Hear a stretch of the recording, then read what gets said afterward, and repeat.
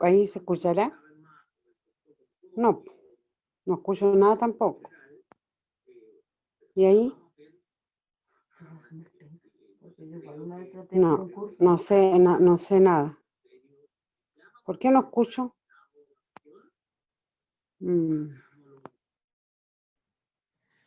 Hola, ¿nos escuchan bien? Ya. Yo Muy bien. sí. Muy bien. Los vamos a mantener en silencio ya a todos los participantes para que durante la exposición las profesionales puedan realizar su presentación sin interrupción. Y después habilitamos otra vez los micrófonos.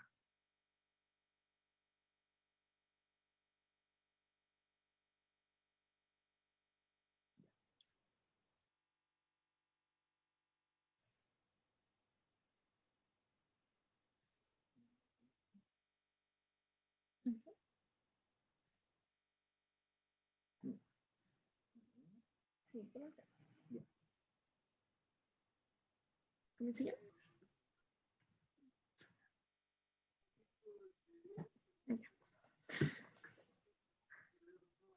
Le damos las bienvenidas a todos y a todas los que están participando en este momento. ¿Viste? ¿De hablante? No son más.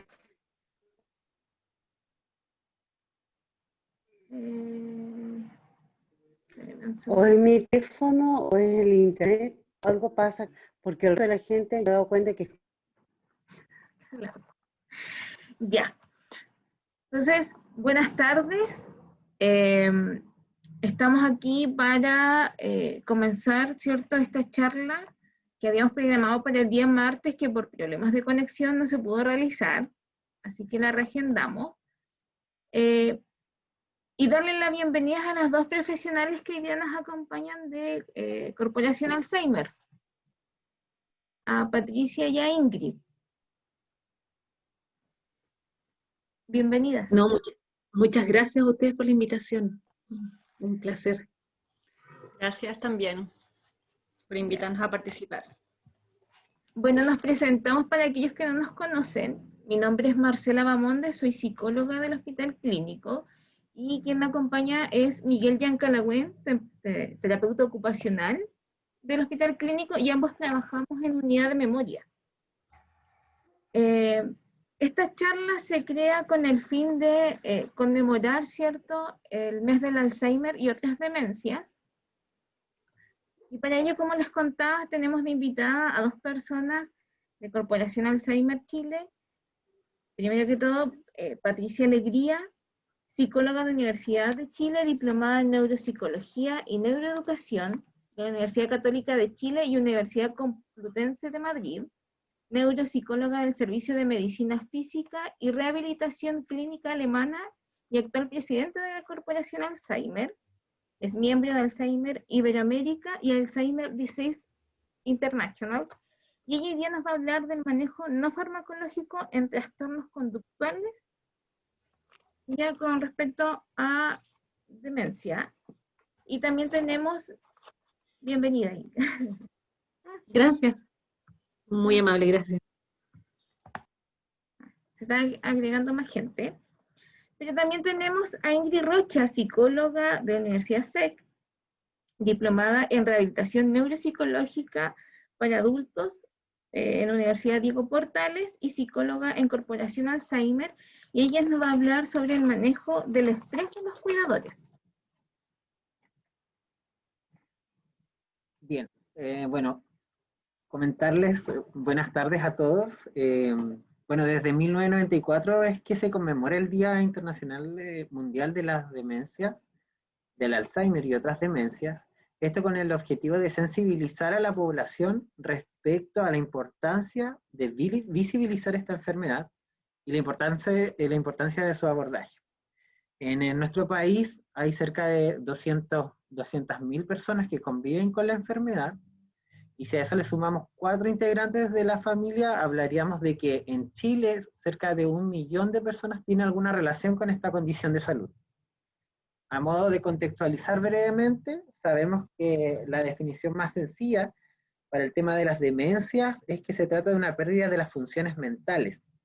Es un síndrome adquirido de deterioro intelectual y comportamental, ¿ya? Que se define como un deterioro, un declive de la cognición, y que involucra aspectos funcionales, cognitivos, psicológicos, sociales y laborales. Las demencias en general son irreversibles y son causadas por una gran variedad de etiologías que producen lesiones estructurales en el cerebro. Hay ciertos factores como la edad, por ejemplo, el sexo femenino y tener un bajo nivel educativo que aumenta el riesgo de presentar esta condición de salud.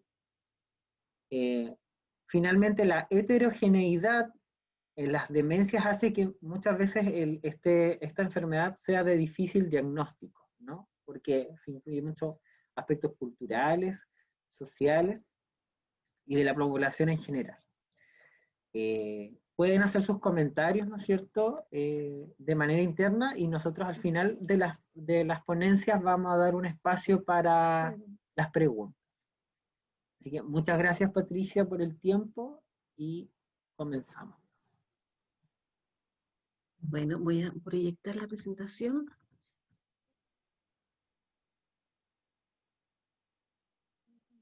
Perfecto. Entonces, agradezco la invitación. Para nosotros como corporación es súper importante estas capacitaciones, porque efectivamente aquí es donde se producen los cambios también, o sea, los cuidadores que están permanentemente con sus familiares. Así que espero que podamos hacer un aporte y tal como lo decía Miguel, al final poder responder las preguntas y todo, ¿ya? Entonces, me voy a referir a un tema como muy central que tiene que ver con el manejo no farmacológico de los trastornos conductuales en demencia. Primero, entender que los tratamientos pueden ser farmacológicos y no farmacológicos. Los dos tienen el mismo impacto, ¿cierto?, en las personas que viven con Alzheimer. Por eso en demencia nosotros hablamos de que ambos son necesarios, o sea, cuando alguien está alterado durante la noche, hay que dar medicamentos, pero también hay medidas no farmacológicas que hacer, ¿sí? No es una o la otra, son ambas. Y muchas veces, a veces solo un manejo farmacológico, un cambio, ¿cierto?, en ciertas condiciones, va a generar que el trastorno pase, ¿ya? ¿Y por qué trastornos conductuales? Porque efectivamente, cuando uno revisa de toda la enfermedad, ¿qué es lo que más altera a los familiares? Efectivamente es el trastorno conductual. A veces incluso el problema de memoria no altera tanto a los familiares como que el paciente se levante en la noche, vagabundee por la casa, quiera salir o irse fuera de la casa, o diga que alguien le está robando dentro de la casa. Son esas las alteraciones que más alteran a los familiares y obviamente a toda la familia que convive permanentemente. Así que me quiero referir entonces a aquellas estrategias que no son medicamentos, ¿cierto?, y que van a ayudar de alguna manera a disminuir y en algunas veces a quitar el trastorno conductual que va apareciendo a lo largo de la enfermedad. Este año nosotros somos parte de 2 organismos internacionales dentro de la corporación, que es Alzheimer Disease International, que tiene que ver con todos los organismos que son internacionales en Alzheimer, y con Alzheimer Iberoamérica, AIB. Y el eslogan de este año es Hablemos sobre demencia. ¿Por qué? La ADI ha tratado de que en todos los lugares se hable de demencia, principalmente para quitar el estigma. En términos de demencia siempre hay un estigma, que es una enfermedad que no se puede hacer nada, que es una enfermedad que no tiene cura, que es una enfermedad en realidad que no vale la pena ni siquiera tratar, que las personas que viven con demencia están locos, ¿sí? Es decir, hay una serie de ideas que están bien erradas en términos de demencia. Y eso muchas veces no nos permite avanzar. Si tenemos, ¿cierto?, una concepción de que la demencia es estar loco, vamos a tratar de ocultar la demencia en un familiar y no la vamos a contar. Entonces, por eso es tan importante que en los distintos ámbitos hablemos de demencia, que contemos a familiares, amigos.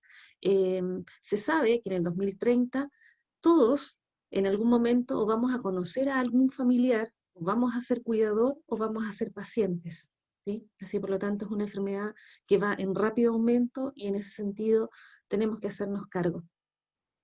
Nosotros como corporación, nuestro eslogan también está en la misma línea, ¿cierto? Hablemos de demencia, pero también Alzheimer con orgullo, en honor a un cuidador nuestro que se nos fue, que el año pasado él falleció, don Pedro, y que él sentó, ¿cierto?, esta frase que dijo: es posible vivir Alzheimer orgullosamente si uno tiene los cuidados, si uno tiene el aprendizaje, ¿cierto?, de cómo tratar, y además si tiene los apoyos. O sea, si hay alguien que me apoya en este proceso de la enfermedad, por supuesto que es mucho más fácil vivir la enfermedad, y por otro lado, como familiar puedo tratarla de mejor manera. Así que esa es la finalidad de alguna manera de estas iniciativas, y que bueno que puedan tener desde el hospital esta iniciativa también. Primero, quiero empezar entonces, ya para entrar en el tema, definir qué son los trastornos conductuales, y en esa misma línea, este es el señor Alzheimer, si ustedes no lo conocían, la enfermedad se llama en honor a él, ¿cierto? Él se llama Alois Alzheimer, que fue el primero que describió la enfermedad. Ella es Auguste Dee, que fue la primera paciente que describió este doctor acerca de que tenía la enfermedad, que era una paciente, perdón, que presentaba algunos trastornos, pero eran un poco distintos de la locura, ¿cierto?, de la tradicional esquizofrenia. Y él en 1907 empezó a describir y dijo: uno de sus primeros síntomas fueron los celos hacia su marido. Rápidamente comenzaron los trastornos de memoria. A veces percibía que alguien quería matarla y comenzaba a gritar, ¿sí? Inmediatamente en esta descripción notamos que aparece el primer trastorno conductual, que es celotipia, estos celos hacia el marido, que es muy frecuente en mujeres, y alguien quiere matarla, o sea, delirio, ¿cierto?, de persecución, y comenzaba a gritar, o sea, agitación. Si nos damos cuenta que los trastornos de memoria, ¿cierto?, en esta descripción, van en paralelo con los trastornos conductuales, ¿sí? Y esa es una característica de la enfermedad de Alzheimer, que a medida que avanza la enfermedad, producto del trastorno de memoria, empiezan a ocurrir estos trastornos conductuales. O sea, si el paciente no se acuerda, por ejemplo, dónde dejó la billetera, va a decir que alguien le quiere robar. Si perdió sus lentes, por ejemplo, va a decir que alguien se los sacó. Si de repente no se acuerda si tenía ahora el doctor, va a decir que la hija le está privando, ¿cierto?, la posibilidad de a lo mejor tratarse. Entonces, producto del trastorno de memoria, empiezan a ocurrir estos trastornos conductuales. En la enfermedad de Alzheimer tenemos que se afectan 3 dominios. Uno es el cognitivo, que ya conocemos que es el trastorno de memoria, y a medida que avanza la enfermedad van ocurriendo otros trastornos como trastorno del lenguaje, ¿cierto?, trastorno en la toma de decisiones, en la planificación, es decir, se van aunando otros trastornos. Pero también ocurre el trastorno conductual, que va muy pegadito y muy de la mano de los trastornos cognitivos que van ocurriendo. Y con eso también se altera la funcionalidad, es decir, que a medida que avanza la enfermedad va perdiendo más funcionalidad, ¿ya? Entonces, uno de los dominios que se altera es el conductual, sobre el cual nos vamos a centrar.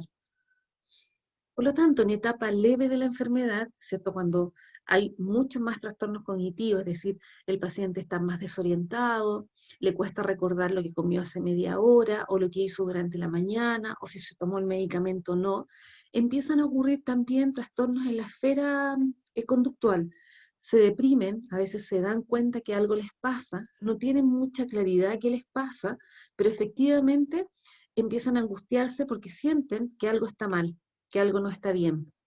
A veces se ponen más suspicaz, es decir, empiezan a dudar de la hija, de la esposa, que algo me están ocultando, que parece que algo está pasando, pero tengo que estar como receloso de ellas.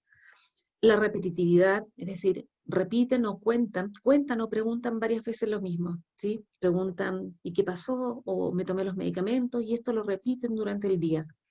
Y apatía, muchas veces no tienen iniciativa a hacer actividades, o sea, no tienen la motivación, para comenzar una actividad, ¿ya?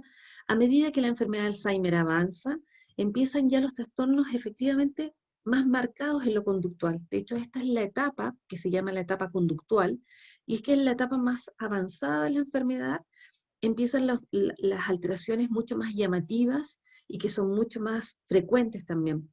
Por ejemplo, en esta etapa empiezan los delirios, ya sea de celotipia de robo, que son los más frecuentes, alguien me está robando, o mi esposo o mi esposa me está engañando. El vagabundeo, sobre todo en la noche, o sea, con la baja de luz, se levantan a veces durante la noche y vagabundean, ¿cierto?, por la noche sin un objetivo. Van a la cocina, abren el refrigerador, quizás muchas veces dejan todo abierto y vuelven a dormir. O siguen paseando por la casa, pero sin un objetivo. Conducta motora errante, hacen actos repetitivos sin un objetivo, sin una funcionalidad. Están más irritables, agresivos y también la ansiedad, ¿sí? Esta irritabilidad y esta agresividad generalmente se da cuando son contradecidos, es decir, cuando ellos dicen, por ejemplo, oye, dame, no sé, necesito comer, pero ya almorzaste, no, es que no me diste comida, pero ¿por qué no me quieres dar? Y se ponen muy irritables o muy agresivos cuando uno los contradice, ¿ya? Y a medida que ya avanza y que estamos en la tercera etapa de la enfermedad, ahí ya empiezan a aparecer, ¿cierto?, los trastornos de no reconocimiento, muchas veces los no reconocimientos de los hijos, de la familia incluso más cercana, pero también los falsos reconocimientos, por ejemplo, mi casa no es mi casa, tú te pareces a mi hija pero no eres mi hija, ¿cierto? O sea, tienen la sensación de alguna cercanía, pero no reconocen dónde están, ¿sí? Y trastornos del sueño que ya se dan con mayor frecuencia, pacientes que durante la noche se quieren levantar o se agitan mucho durante la noche con la baja de luz y a veces cambian el ciclo sueño-vigilia, durante el día están mucho más alerta, perdón, mucho más dormidos y durante la noche están mucho más alerta. ¿Cuál es la epidemiología? O sea, ¿con cuánta frecuencia esto se da? Entre un 80 y un 90% de los pacientes van a desarrollar trastorno conductual, por lo tanto, muchos de ellos van a presentar trastornos conductuales. Hay algunos, por supuesto, que no los van a tener, pero son la minoría. Y obviamente que predispone a que haya más estrés del cuidador. Sabemos que si hay más trastornos conductuales, por supuesto que el cuidador va a estar mucho más estresado, es de mucho más difícil manejo si el paciente, por ejemplo, no duerme en la noche, o durante el día, ¿cierto?, está muy agitado, muy irritable. Por supuesto que va a haber un cuidador que va a estar también mucho más cansado, mucho más estresado, no va a poder dormir. Entonces, va muy de la mano lo que le pasa a la persona que tiene Alzheimer con lo que le pasa al cuidador también. Por eso es tan importante tratar estos trastornos conductuales. Un familiar que no duerme, un paciente que no duerme, es un familiar que no duerme. Por lo tanto, el paciente a veces puede dormir durante el día, pero el familiar tiene que funcionar durante el día. Entonces, la verdad es que eso aumenta significativamente el estrés, por lo tanto, el trastorno del sueño, el que el paciente duerma durante la noche, es uno de los objetivos centrales a la hora de tratar.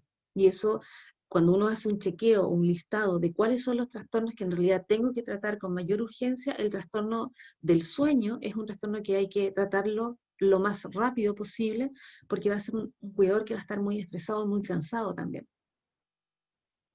Hay distintas esferas, ¿cierto?, de trastornos que se pueden dar en la esfera, por ejemplo, agresiva, resistencia agresiva, o sea, pacientes que no quieren dejarse bañar, no quieren tomar los medicamentos, no quieren que les den la comida, no quieren que le cambien la ropa, no quieren que entre a la habitación, es decir, todo el rato están resistiendo. Agresión física, agresión verbal, ¿cierto?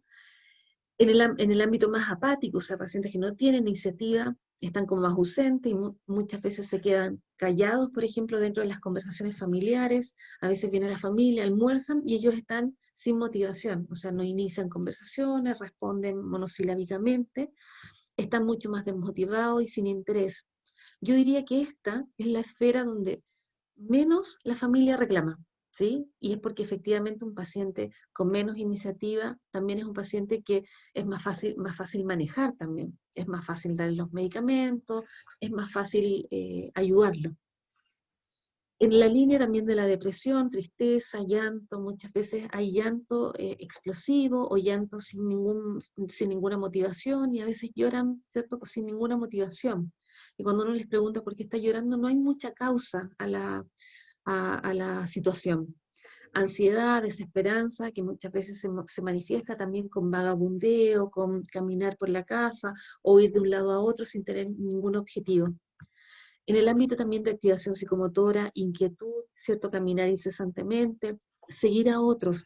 Esto es bien frecuente y también cansa bastante a los cuidadores, que el paciente se pone muy dependiente de su cuidador. Y muchas veces el cuidador va a la cocina y el paciente lo sigue, si va al baño lo sigue, ¿sí? Está muy dependiente de los otros. Cambios, ¿cierto?, en el ritmo circadiano, conductas repetitivas. Y en el ámbito psicótico, que son menos frecuentes, se pueden dar alucinaciones, delirios y falsas identificaciones. En esta línea, la mayoría de las veces los pacientes lo que van a presentar son ilusiones ópticas y no alucinaciones. ¿Cuál es la diferencia? La diferencia en que en la ilusión yo confundo un objeto real, lo confundo con otra cosa. Por ejemplo, si en la noche la luz de afuera de la calle me da en mi ventana, yo puedo imaginar que a lo mejor el árbol que se refleja dentro de mi habitación es una persona que está dentro de la habitación, ¿sí? Eso se llama ilusión óptica. La alucinación es algo no real, es decir, es como si yo inventara que aquí al lado, sin ningún objetivo, o sea, sin ningún objeto presente, hay personas dentro de la habitación y yo converso con las personas, pero no hay nada que lo gatille. En la enfermedad de Alzheimer es más frecuente la ilusión, ¿cierto?, que la alucinación, y eso es mucho más fácil tratar. Entonces, por eso es importante saber qué lo gatilla, y ahí vamos a mirar cómo se puede hacer eso. Pero la mayoría de las veces cuando un paciente presenta o señala que hay alguien en la habitación, que durante la noche alguien lo está mirando, es porque o se refleja la luz dentro de la habitación, o está muy oscura la habitación, hay un gatillante ambiental que lo está provocando, y ahí hay que buscarlo. Las causas, primero, de la propia demencia, o sea, tener trastornos cognitivos.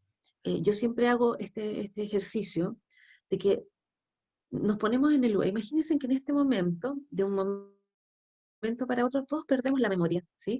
Y yo me encuentro frente al computador presentando a alguien que no tengo idea por qué estoy presentando, no me acuerdo qué estoy presentando, por supuesto que voy a pensar que alguien me puso acá y que alguien está conspirando contra mí, porque yo no me acuerdo por qué estoy acá. Lo mismo le pasaría a ustedes si en este momento ustedes ven a alguien que está hablando, que no tienen ni idea quién es, y que más dicen, bueno, pero ¿por qué estoy acá? ¿Y por qué esta chica me está hablando de esto? Entonces, eso es lo que les pasa a los pacientes. O sea, la propia demencia y el trastorno de memoria hace que muchas veces, y además, este otro elemento, que además como cursa con anosognosia que decimos nosotros, que es no conciencia de lo que le pasa, entonces hace que no se den cuenta que tienen problemas de memoria y empiecen a tratar de explicar lo que les pasa con alguien que les robó, o alguien les quiere hacer daño, o alguien está conspirando contra ellos, ¿ya? Por otro lado, genéticas, o sea, depende mucho de la personalidad previa que tengamos. La mayoría de las veces uno hace una revisión y efectivamente los pacientes que tienen más trastornos conductuales son los que tuvieron también más irritabilidad cuando joven, que tenían de alguna manera una historia complicada con la familia, se llevaban mal con los hijos. O sea, la personalidad previa nos dice mucho también de lo que va a pasar a lo largo de la enfermedad en torno a los trastornos conductuales. La historia personal, es decir, cómo es la relación, ¿cierto?, entre el cuidador y el paciente. Y a veces esta relación incluso cambia, y esto es bien llamativo. A veces pasa que el hijo o la hija que cuida a su mamá tenían muy mala relación, pero ahora esta historia cambia, y ahora sí tienen buena relación porque él no se olvidó de las historias como de conflicto que tenían antes, por lo tanto mejora, ¿ya? El medio ambiente, o sea, un ambiente con muchos distractores, un ambiente de muchas personas, con muchos estímulos, con gritos, ¿cierto? Estas familias así que son gritonas y que todo el día pueden estar como en situaciones de conflicto, también genera mayor irritabilidad en los pacientes. Y obviamente la historia de relación que ella ha tenido con el cuidador, que ya lo mencionábamos. ¿Cómo enfrentar esos trastornos? Como para que ya entremos entonces así como en medidas específicas de cómo hacerlo. Primero, cuando no tengo síntomas, o sea, cuando alguna de las cosas que yo mencioné, sus familiares no lo tienen, yo igual tengo que hacer medidas preventivas. O sea, igual es importante hacer las modificaciones que yo les voy a mostrar ahora, ¿sí? Aunque no los tenga. ¿Por qué? Porque si en algún momento los pudiera presentar, yo ya tengo las medidas de preventivas, ¿sí? Por lo tanto, es importante igual hacerlo. Si los síntomas de estos trastornos son leves o moderados, podemos hacer algunas intervenciones generales como los que les voy a mostrar. Y si los síntomas son moderados o severos, ahí específicamente tengo que usar farmacología, o sea, ahí el doctor debe indicar un medicamento. Por ejemplo, si alguno de mi familiar que tiene Alzheimer durante la noche, por ejemplo, se agita, ¿cierto? Y se levanta 6, 7, 8 veces, y esto es leve, se levanta, no sé, invento, se levanta una vez, bueno, a lo mejor lo que yo tengo que hacer es que ayudarlo esa vez y llevarlo al baño, por ejemplo, y ayudarlo entonces a que vuelva a dormir rápidamente, que no se distraiga en otra cosa. O sea, hago una intervención general. Pero si esto se repite durante muchas veces, durante la noche, 6, 7, 8 veces, por supuesto que ahí tengo que darle algún medicamento, porque ya no es solamente que se levanta el baño, o sea, no es leve, sino que es más avanzado. Por lo tanto, ahí sí tengo que pedirle al doctor que le dé un medicamento, y ahí además tengo que hacer las medidas de alguna manera que les voy a mencionar ahora. Primero, entender que la mayoría de las veces las personas que tienen enfermedad de Alzheimer son por cosas que no tienen cubiertas, y esa es la primera explicación, ¿sí? La mayoría de las veces esas tienen que ver con causas biológicas, por ejemplo, como alimentación, que tengan hambre, temperatura adecuada, es decir, que tengan frío o hace mucho calor en la habitación, iluminación o esté muy iluminada o poco iluminada, o activación física, es decir, que necesiten hacer actividad física, necesiten pararse, caminar, cambiar de aire. La otra causa son psicológicas, o sea, que no están acompañados, o a lo mejor la presencia, o en la compañía que tienen no es una compañía que los cobije, ¿cierto? Que los contenga. Y también sociales, ¿cierto? De compañía, valoración, respeto. Por lo tanto, cuando una de las personas que tiene enfermedad de Alzheimer presenta, ¿cierto? Algún trastorno, es importante mirar si no hay alguna causa biológica que lo esté explicando, ¿sí? Y eso es bien importante. Por ejemplo, se sabe que los pacientes con enfermedad de Alzheimer, cuando tienen una infección urinaria, se descompensan, pero enormemente en lo conductual. Entonces, la primera causa que hay que buscar, que de hecho es bien frecuente, es cómo está la orina. Y ahí deben mirarle la orina, olerla, ver si está como de un color intenso, si tiene mal olor. Y ahí lo primero que hay que hacer entonces es un examen, ¿cierto?, de orina, que no pocas veces ocurre. Y ojo con eso, es importante que los familiares lo sepan.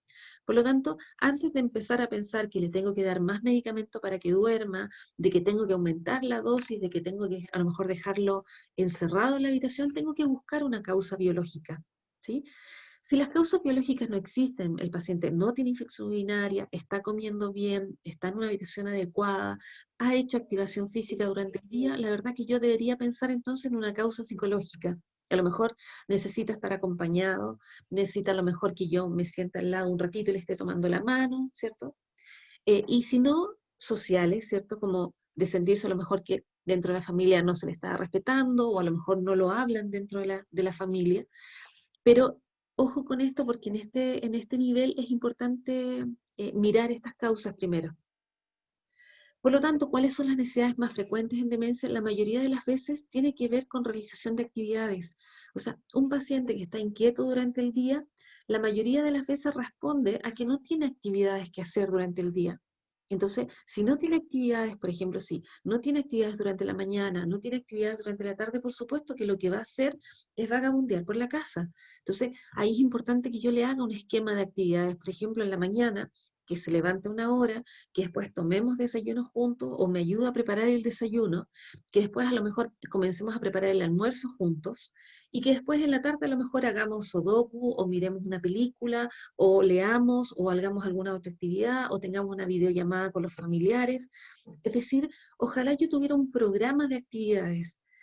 Cualquiera de nosotros le pasaría que si no tiene actividades durante el día, ¿cierto? Si nos quedáramos aquí sentados y no tengo actividades, por supuesto que lo que vamos a hacer es vamos a tratar de hacer cosas.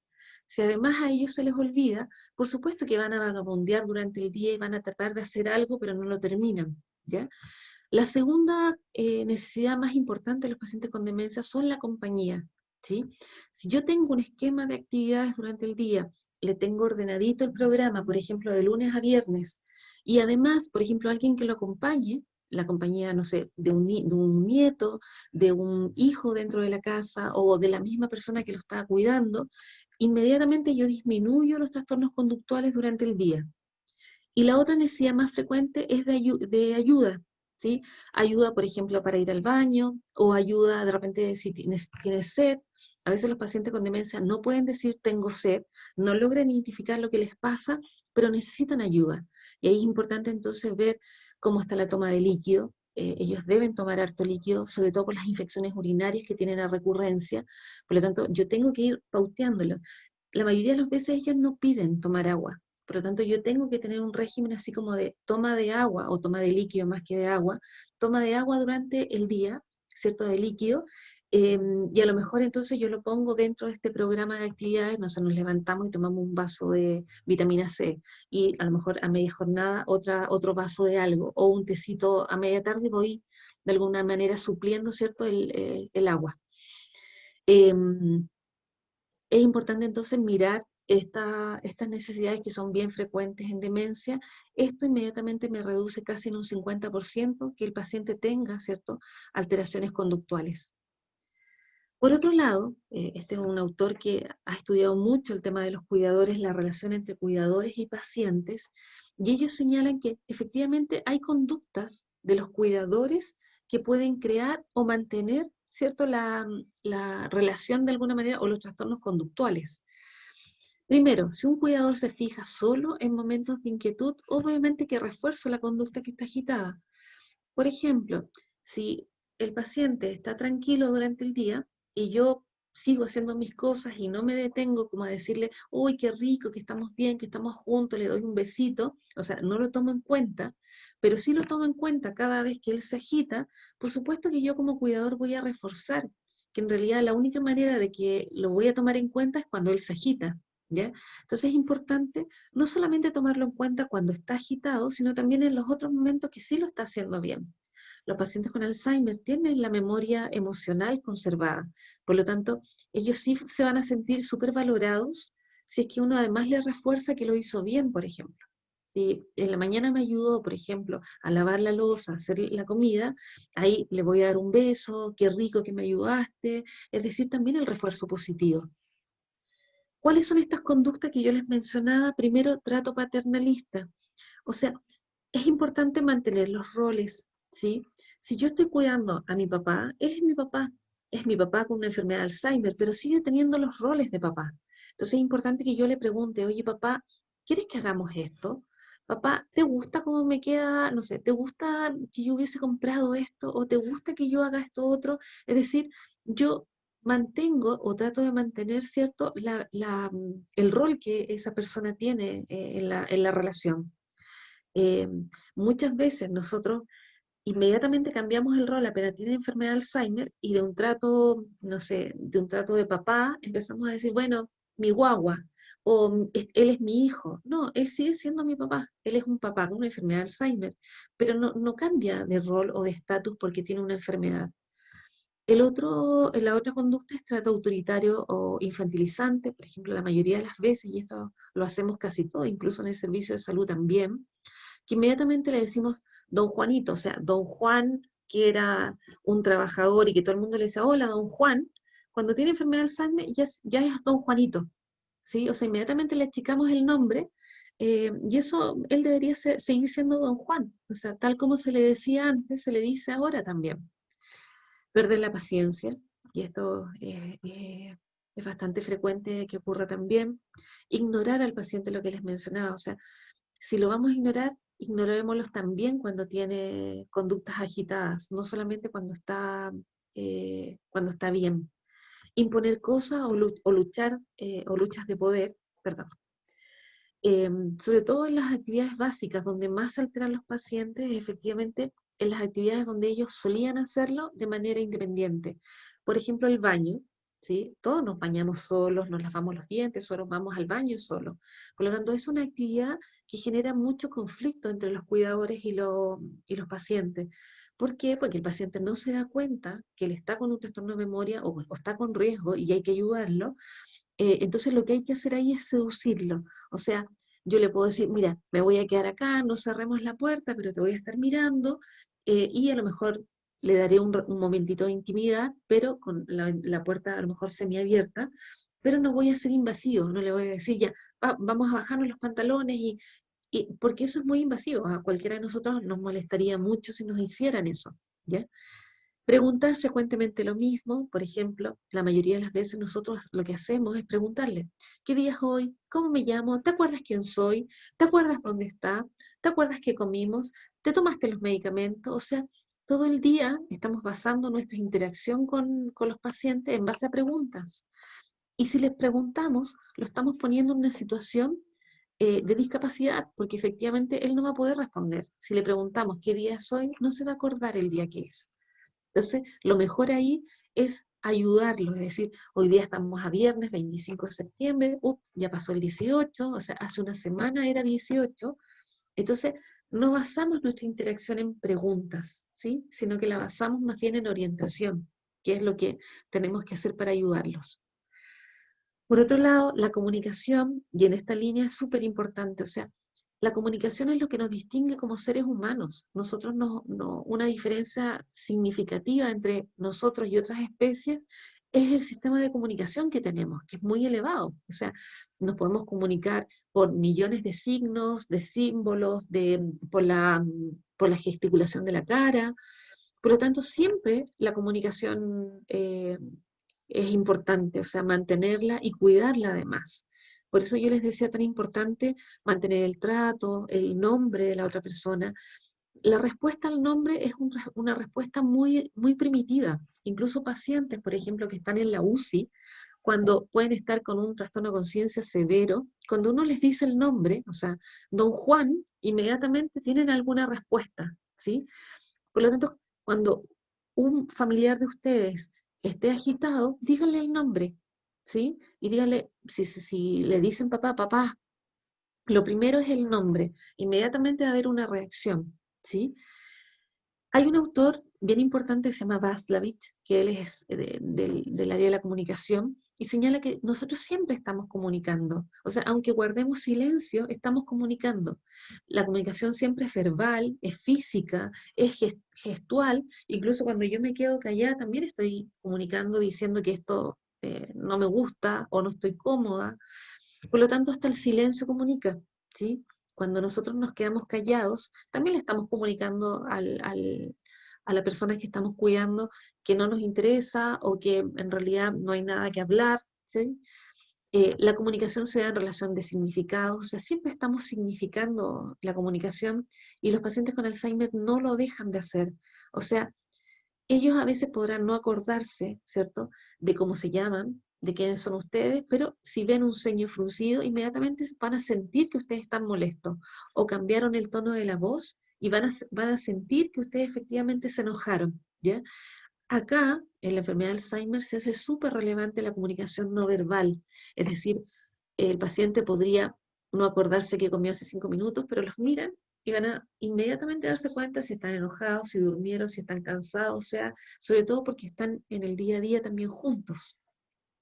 Por otro lado, la invalidación es el peor acto de comunicación cuando yo invalido a un otro, cuando lo pongo de alguna manera haciéndole preguntas, ¿cierto? De qué día soy, cómo se llama, quién soy yo. Lo estoy poniendo en una situación de discapacidad que es muy invalidante. Entonces es importante ir cambiando un poco las conversaciones. Este es un libro que se llama El arte de hablar, que es de Pietro Vigorelli, él es un psiquiatra, italiano. Hay un libro que de hecho yo también participé en escribir este libro, y él señala que hay varios pasos, ¿cierto?, que uno debería incluir, o reglas que uno debería incluir dentro de la comunicación de personas con demencia. La primera, no basar la comunicación en preguntas, tal como les mencionaba, lo que uno puede hacer, orientarlos, más que preguntarles. No corregir, por ejemplo, si él dice, estamos a 30 de octubre, uno dice, más que corregirlo, decirle, no, no es 30 de octubre, lo que uno tiene que hacer es decir, parece que no es 30 de octubre porque en la semana pasada fue 18, parece que es 18. O sea, entre los dos llegamos al resultado. No soy yo el que sabe y el que no sabe. No decir no.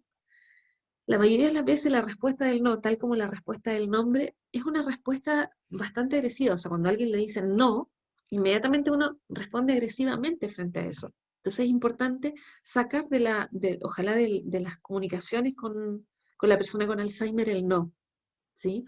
Uno puede orientarlo, o si, por ejemplo, va a abrir de nuevo el refrigerador, entonces yo me aseguro de que mejor no lo puede abrir, o le cambio el foco atencional y le digo, mira, podemos ir a ver una película, hoy están dando una teleserie súper buena hasta ahora, y le puedo cambiar el foco atencional. Escuchar, la mayoría de las veces los pacientes con Alzheimer tienen necesidades, como yo les mencionaba, a veces no la pueden verbalizar, pero dentro de la agitación hay algo que necesitan. No interrumpir, si está hablando, no le terminen las frases, o sea, respeten los silencios, las pausas, la lentitud.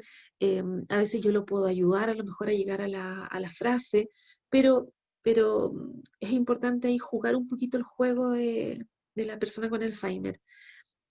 Nosotros tenemos un centro de día en la corporación, y a mí me encanta ir a almorzar bueno, cuando estábamos antes de la pandemia, me encantaba ir a almorzar porque a veces las conversaciones eran, claro, eran del día, pero terminábamos hablando, no sé, de otras cosas, o me contaban de los nietos. Y claro, si uno se ponía exquisita en el arte de hablar, uno efectivamente decía, bueno, se cambió de tema y cambió de tema como si nada. Pero si uno se metía dentro de la lógica, en realidad entendía que lo que me quería contar era de su familia, pero además que los días, ¿sí? Entonces uno va incluyéndose en esa conversación. No completar las frases, no juzgar, reconocer la competencia del otro, lo que yo les mencionaba, traten de relacionarse también con las competencias, o sea, las personas que tienen Alzheimer también tuvieron una vida y les gustaban cosas y fueron buenos en algo. O sea, cuando uno escucha, eh, el otro día, por ejemplo, fui a ver un paciente a domicilio y él efectivamente tenía un trastorno de memoria, está empezando una enfermedad de Alzheimer, pero él fue un gran futbolista. Entonces cuando le empiezo a preguntar, me empezó a contar la cantidad de viajes que ha hecho, los lugares, cuál es la diferencia entre distintos países. O sea, yo me podría haber quedado toda la tarde hablando con él acerca de lo que sí sabe, ¿sí? Si yo me hubiese relacionado con él en esa sesión solo desde lo que no sabe, por supuesto que la comunicación va a ser súper torpia, pero también nos podemos comunicar sobre lo que sí sabe. Restituir el tema narrativo, responder en eco. ¿Qué es responder en eco? Sobre todo cuando alguien me está pidiendo, por ejemplo, un paciente, quiero salir, sí, podríamos salir, ¿sí? Bueno, salgamos, sí, estaría bueno que saliéramos. Es decir, yo no le respondo de alguna manera sí o no, sino que le estoy respondiendo como en eco. Eso a veces los tranquiliza. O sea, muchas veces no tienen ganas de salir, pero basta con que se sientan validados en esta respuesta en eco para que disminuya inmediatamente el trastorno.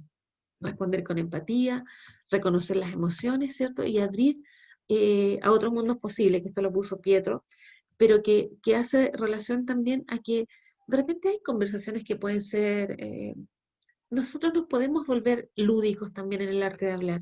O sea, podemos tener conversaciones que vayan de un tópico a otro, cambiar, agregar.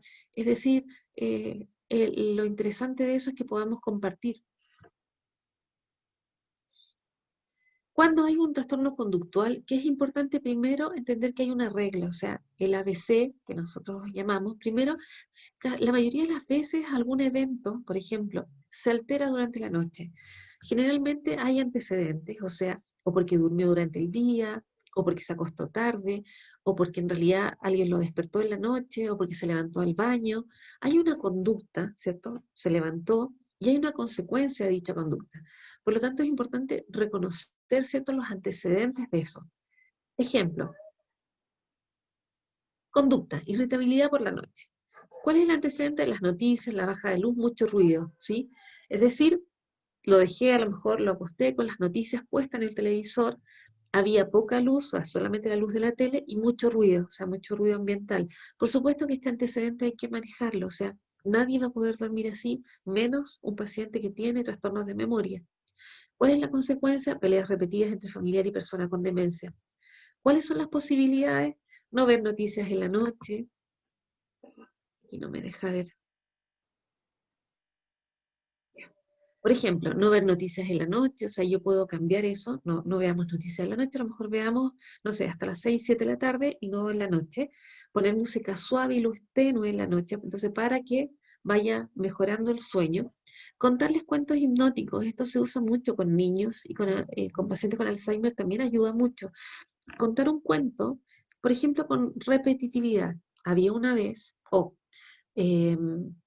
había un largo camino que tuvimos que subir un cerro, después subimos el segundo cerro, pues el tercero, y era tan lejos el lugar, es decir, una misma idea, yo la voy cambiando, digo un cerro, dos cerros, habían tres cerros, había muy lejos este lugar era un lugar demasiado lejos, ¿sí? Entonces yo puedo ir contando una sola idea con muchas palabras y eso va generando entonces lo que se llama transhipnótico, que los chicos ayuda mucho y los adultos mayores también.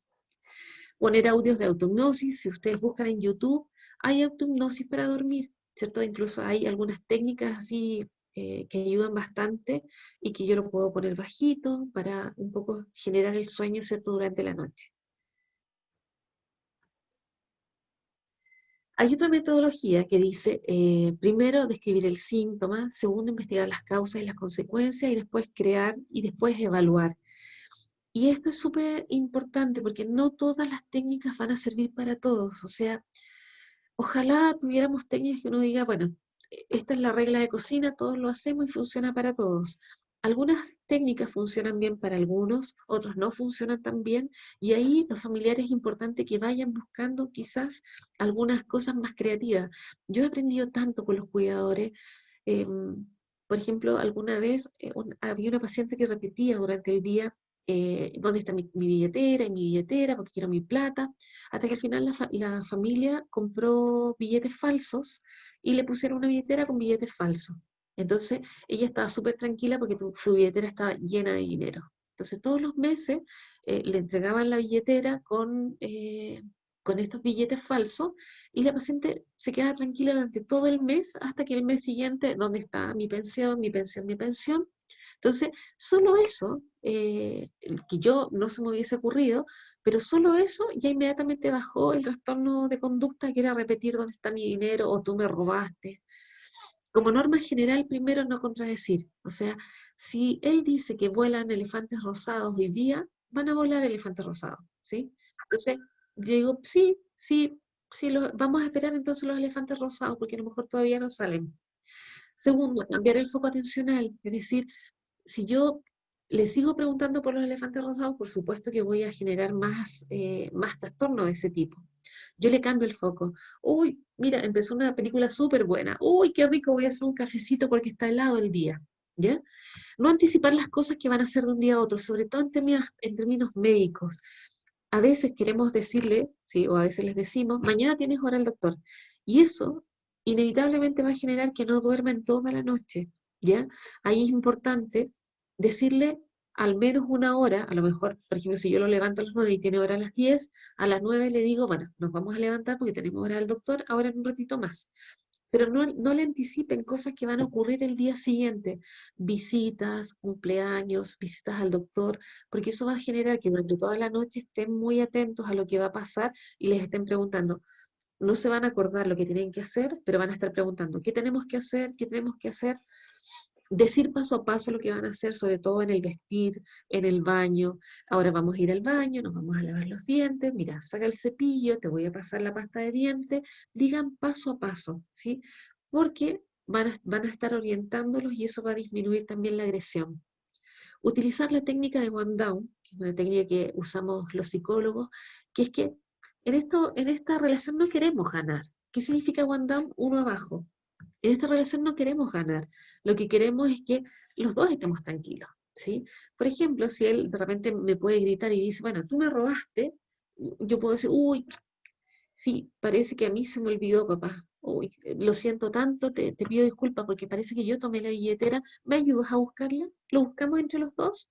Es decir, yo me pongo abajo y asumo a lo mejor el error que fue mío, y en realidad el error fue de él, pero en esa relación no quiero ganar. Lo que quiero es que se tranquilice.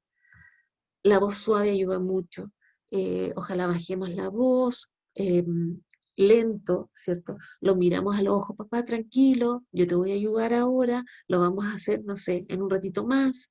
Entonces yo voy calmándolo a través de mi voz y también a través de gestos. Para enfrentar un problema, primero tranquilizo, ¿cierto? Disminuir la confrontación hace que se sienta también en un lugar más seguro. Segundo, orientar, o sea, yo lo tranquilizo si está, ejemplo, está alterado durante el día. Primero, tranquilo, mira, te voy a llevar para acá, nos vamos a sentar, vamos a tomar un cafecito. Porque hoy día estamos a viernes, y aquí lo oriento, estamos a viernes a 25, estamos esperando, no sé, que llegue el pan para que podamos tomar el té, y después le recuerdo, ¿cierto?, lo que va a pasar en el futuro inmediato. Y más ratito, papá, vamos a cenar y nos vamos a acostar porque ya es día viernes y se terminó la semana. Y lo redirijo, ¿cierto?, hasta otra actividad. Por ejemplo, lo llevo al comedor y nos tomamos un cafecito o nos tomamos un té. Es decir, lo tranquilizo, lo oriento, le recuerdo dónde está y lo redirijo, ¿cierto?, hacia otra actividad.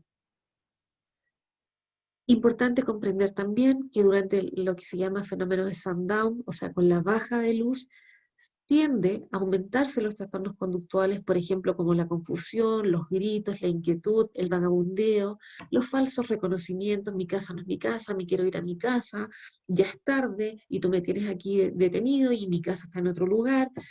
Acá, primero, importante las modificaciones ambientales, o sea, una casa que esté adecuada, ¿cierto? Con minimalista, ojalá, con pocos adornos, pero cosas que orienten el baño, el dormitorio, la cocina, con letreros que uno puede hacer, van a orientar mucho más al paciente y por supuesto que van a disminuir que esté desorientado. Eh, Nosotros en algún tiempo hemos estado haciendo asesorías, por ejemplo, con la terapeuta ocupacional sobre modificaciones, y estas son fotos reales, ¿ah? Por ejemplo, esta casa sí era este dormitorio y la adecuación ambiental de la terapeuta consistió en decirle, bueno, tenemos que ordenar, quitar cosas, ¿cierto? Quitar muchos elementos y ordenemos. Este espacio también era así, se ordenó y se quitó un montón de elementos, se dejó solo lo que necesitaba. Esto, aunque no lo crean, así era el espacio donde tenía que moverse este adulto mayor, por lo tanto, todas estas cajas fuera, es decir, se dejó un espacio, ojalá sin alfombras, pero se dejó un espacio donde pudiera transitar, ¿cierto?, orientadamente. Esto es bien importante considerarlo. Este paciente, por ejemplo, no ayudaba en la cocina y cada vez que entraba a la cocina se confundía y salía. Claro, pero porque era una cocina llena de cosas, era muy difícil orientarse dentro de la cocina. Entonces es importante que el lugar también tiene que ser apto, ¿sí?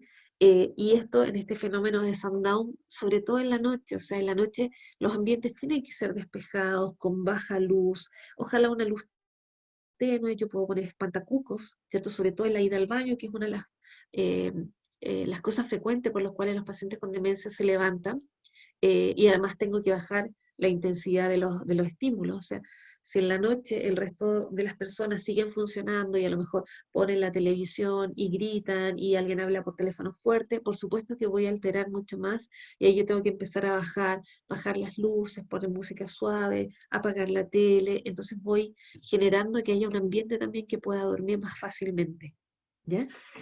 Eso, muchísimas gracias.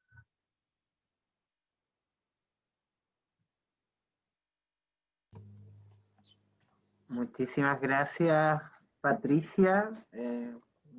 Una excelente presentación, muy, muy clara, muy acertada, con cosas que tampoco implican un gasto económico mayor, ¿no? Porque a veces nos vemos limitados en ese aspecto.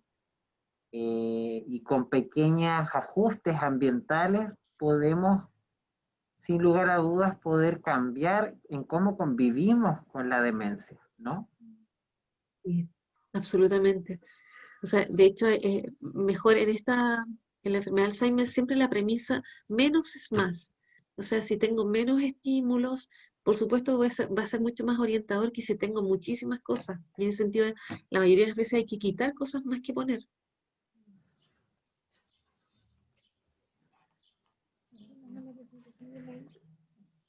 Por el tiempo vamos a pasar con la presentación de Ingrid y después vamos a dar un espacio de 15 minutos para resolver dudas. ¿Les parece? Perfecto. Ya. Dale, Ingrid.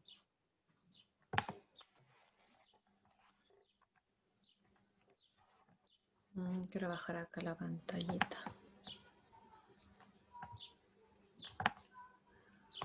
Ya. Bueno, mi presentación está relacionada básicamente con el tema de las estrategias de autocuidado en familiares y cuidadores.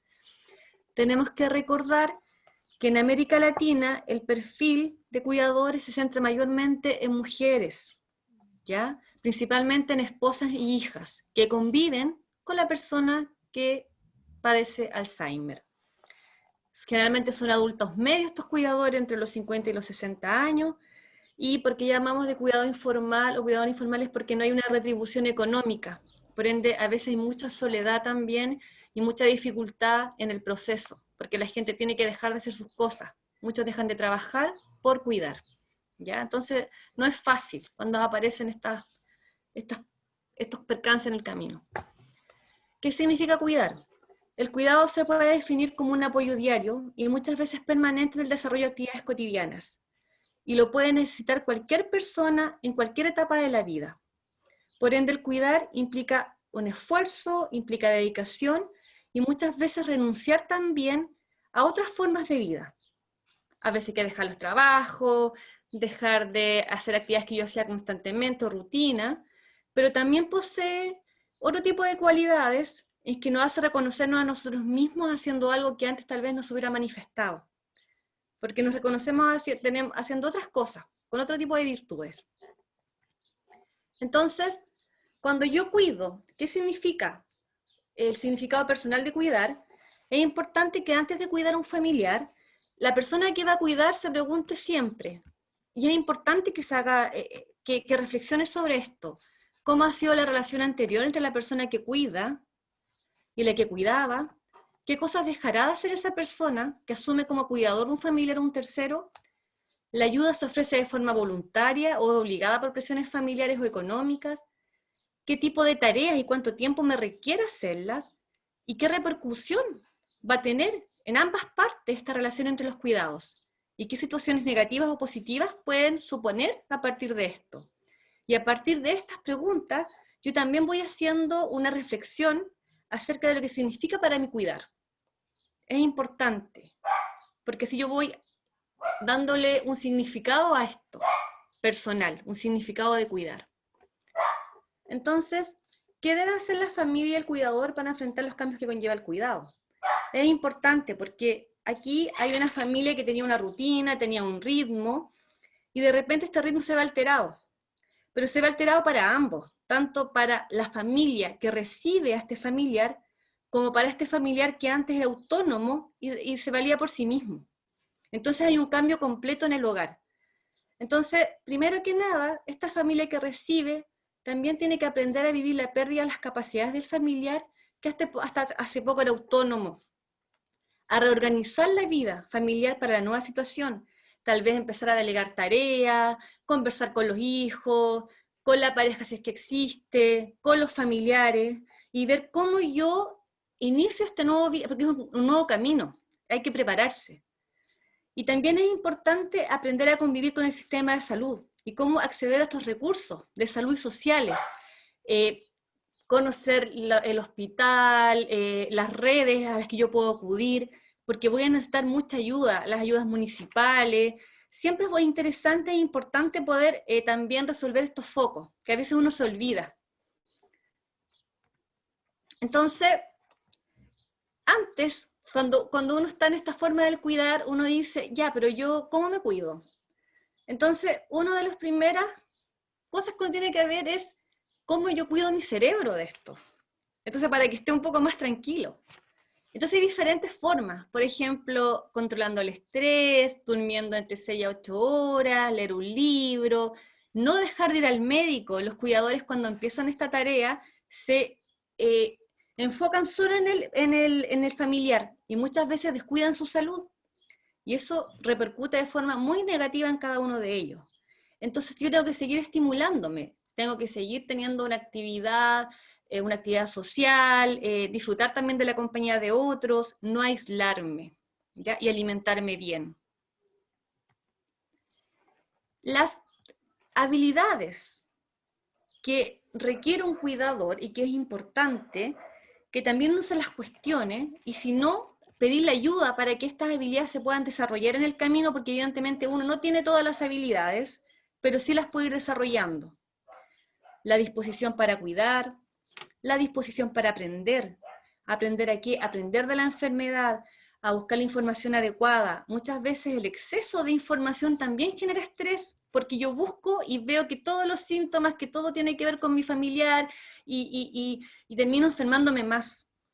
Entonces, una visión y una actitud positiva hacia la vejez, ser paciente y tolerante, buen humor, ser respetuoso, creativo, flexible, porque en este camino la rigidez no sirve. O sea, si yo pretendo mantener un comportamiento rígido, no flexibilizar, me va a ser muy difícil el poder enfrentarme a todos estos cambios a los cuales yo no estaba preparado. Yo voy a sufrir más. Y ser empático, tener la habilidad de ponerme en el lugar de otro. ¿Por qué? Porque si bien es cierto, uno va a sentir un cúmulo de emociones, y que eso está bien, uno tiene la responsabilidad de que cómo yo expreso esa emoción hacia el otro. Por ende es importante la empatía y el poder ayudar al otro de una forma bondadosa. Porque las personas cuando están con demencia, cuando un familiar, nuestra comunicación no verbal también comunica. Entonces yo le puedo estar diciendo, no, yo estoy súper bien, y tengo una cara de enojo, de rabia, de pena, y la persona lo logra darse cuenta de eso. Entonces es importante que todas estas habilidades, que si yo no las tengo, las pueda desarrollar o trabajar, y hacer un esfuerzo.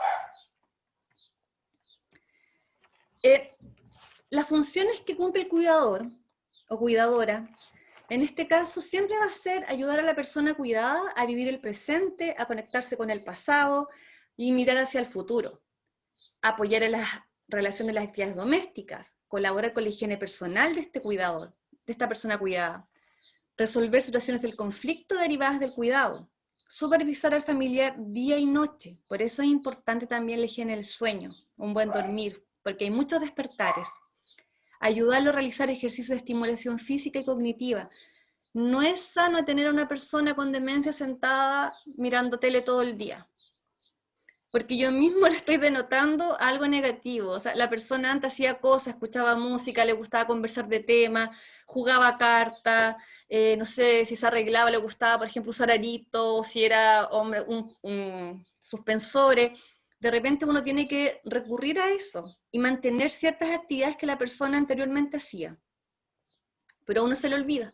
Entonces es bueno acordarse, mirar fotos, conversar de sus aficiones, etc. Es importante también que el cuidador controle los signos vitales, sepa controlarlos, especialmente la temperatura y la presión arterial. Si los desconoce, pedir ayuda y poder aprender. Y también actividades de autocuidado que le permitan evitar la sobrecarga, que es lo que hemos estado hablando. Bueno, está de más decir que cuando uno cuida, hay múltiples tareas en el hogar. No solo está la tarea de cuidar, sino que también está la tarea de, si es que hay hijos, cuidar a los hijos, si es que está la pareja, estar preocupado de la pareja, de la casa, del trabajo. Entonces son múltiples actividades a las que uno se ve expuesto. Por ende, las señales de alertas que aparecen y que uno se tiene que dar cuenta y hacerles caso y no omitirlas, están relacionadas, por ejemplo, con problemas de sueño, despertares, insomnio, pérdidas de energía, aislamiento, a veces el consumo excesivo de cafeína, de alcohol o tabaco. Eso nos lleva también al consumo excesivo de pastillas para dormir u otros medicamentos, problemas de memoria y dificultad en el cuidador para concentrarse, aumento o disminución del apetito, enfadarse fácilmente, agotamiento físico y emocional, molestias digestivas, perder el interés también en las actividades. Entonces, estas señales de alerta es importante que si yo les empiezo a notar, no siempre van a estar todas, no es que van una por una, pero empiezan a aparecer. Y en la medida que van apareciendo, van llegando otras. Entonces, si yo me veo con alguna de estas síntomas, yo lo noto, busco la ayuda. Y busco la ayuda ya sea a través de una psicoterapia, busco la ayuda a través de algún grupo de apoyo, en el centro de salud de mi región o comuna, pero me acerco a pedir la ayuda, porque muchas veces uno no la pide y la vive muy sola. Entonces, aumenta los riesgos. Y cuando uno cuida, tiene que también cuidarse, si no, no se puede. Entonces, otra de las señales de alerta que aparecen también, en la medida que esto va avanzando, dar demasiada importancia a pequeños detalles, cambios frecuentes de humor o estado de ánimo, dificultad para superar sentimientos negativos, de depresión o nerviosismo. Yo como que me quedo pegada en situaciones y ando enojada, y ando molesta, catastrofizo todo, me cuesta resolver, todo se vuelve un problema. Entonces, ¿por qué? Porque voy mirando de forma negativa las situaciones. Y como no busco la ayuda, y no tengo quien me ayude un poco como a abrir un poco este camino, que algo que me dé un poco de luz, estoy ahí como en un túnel, así como caballito de feria. Entonces, de repente no admitir la existencia de síntomas físicos o psicológicos, o justificarlos mediante otras causas ajenas al cuidado. No es que tengo mucho trabajo, no es que hoy día me desperté un poco enojada, y uno empieza como a justificar y a buscar excusas, y no reconoce que está así porque está cuidando, porque está cansada, porque no ha dormido bien. Entonces es importante tener la capacidad de reconocernos cuando nosotros no estamos bien. Aparecen también emociones y pensamientos, tanto positivos como sensaciones negativas. Entonces aquí aparece la impotencia, la culpabilidad, la soledad, la tristeza y el abatimiento. Entonces, ¿de qué depende el bienestar del cuidador? Aquí es importante porque, primero que nada, va a depender de la dificultad para comprender y aceptar la enfermedad del familiar enfermo. Esto es un duelo. Dicen que la persona que tiene Alzheimer o algún tipo de demencia muere 2 veces. ¿Por qué? Porque es como la pérdida de, tanto para la persona que cuida, como cuando después ya no está más. Entonces es un duelo, es un camino que hay que recorrer. Entonces depende esto de la capacidad o la dificultad para comprender o aceptar la enfermedad, el estado de salud del cuidador, la ayuda que recibe de otras personas, ya sea de familiares o instituciones, la información que tiene sobre cómo cuidar, relacionar y abordar los problemas en la relación con el enfermo, el apoyo emocional y el reconocimiento que recibe de otros familiares, y su situación de poder enfrentarse a la situación, de cuidar y de afrontar situaciones difíciles. Es importante aprender a enfrentarlas y afrontarlas.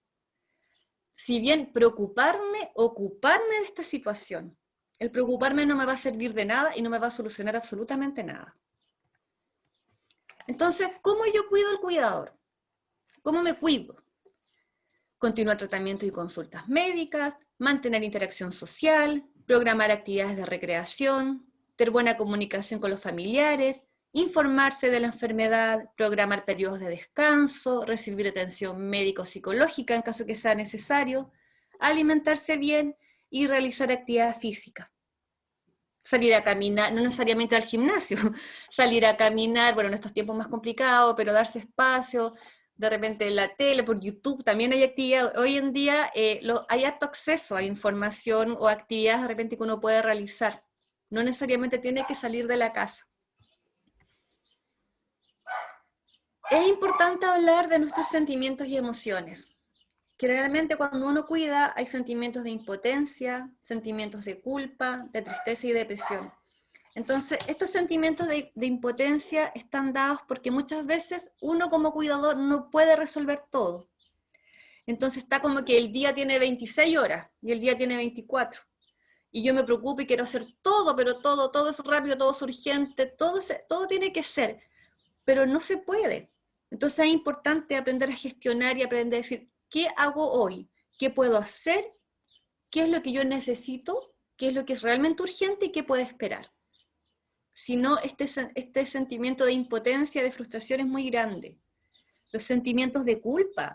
Muchas veces como cuidadores aparecen estas sensaciones por el tema de la relación que yo tenía con ese familiar que cuido, aparecen también estos sentimientos medio fantasiosos de que, ¿y si se muere? ¿Para que descanse? ¿Y por qué lo tengo que cuidar?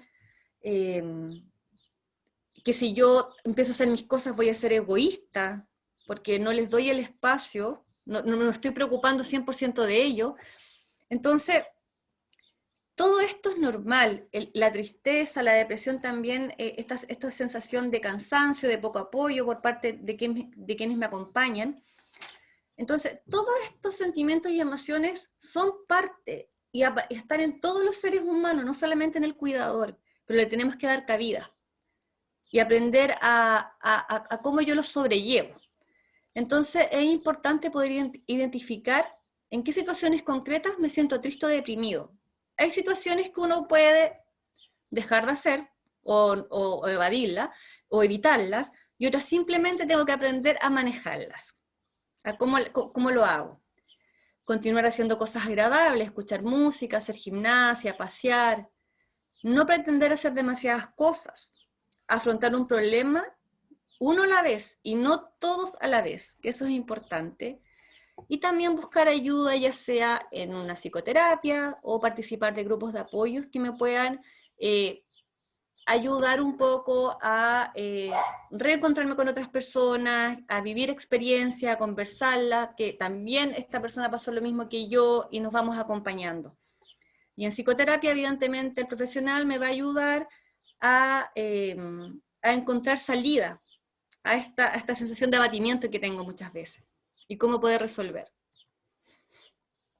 Entonces, recordar que el enfado y la irritabilidad, que lo molesto no es la persona, sino el comportamiento que tiene esa persona en ese momento.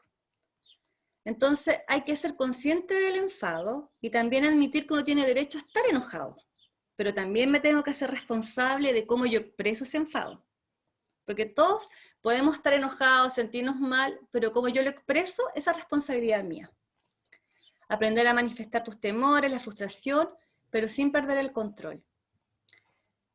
Para no tener esta sensación de agotamiento, esta sensación de que no puedo con todo, aprender a distinguir que lo necesario, no hacer todo, decidir qué puedes hacer y qué no comprometerse a cosas que uno no puede hacer, y también pedir ayuda. Y pedir ayuda concreta. Muchas veces nos quejamos que estamos solos o que no tenemos ayuda de un familiar, pero cuando un familiar nos pregunta, ¿y cómo estás? Bien. ¿Necesitas ayuda? No, todo está bien por acá. Y después yo digo, pero ¿cómo el familiar no se dio cuenta que yo estoy cuidando a alguien y estoy cansada? Pero la gente a veces no se da cuenta. Entonces uno tiene que ser concreto en pedir esa ayuda. Y decir, ¿sabes qué? Necesito esto. Y ahí la otra persona verá si lo puede hacer o no. Entonces, las actividades que podemos realizar como cuidadores, el mantenernos activos nos brinda múltiples beneficios para nuestra salud mental. Por ejemplo, uno como cuidador, escribir a mano, leer, esto ayuda a nuestra motricidad fina y también nos permite estimularnos cognitivamente. Usar agendas, listas o calendarios. Esto es una ayuda externa y ayuda a disminuir los olvidos. Cuando estamos cuidando, cuando estamos con muchas cosas, siempre se nos olvida algo. Entonces tenemos que aprender a ocupar estas ayudas externas. El celular también tiene agenda, tiene alarma. Mantener vivas las aficiones, o sea, continuar con ciertos pasatiempos o tal vez aprender a desarrollar aprendizajes nuevos. aprender a usar las redes sociales, jardinear, tejer, decorar, etc. Escuchar música. El escuchar música igual está asociado es un buen ejercicio para recordar y para nuestra memoria.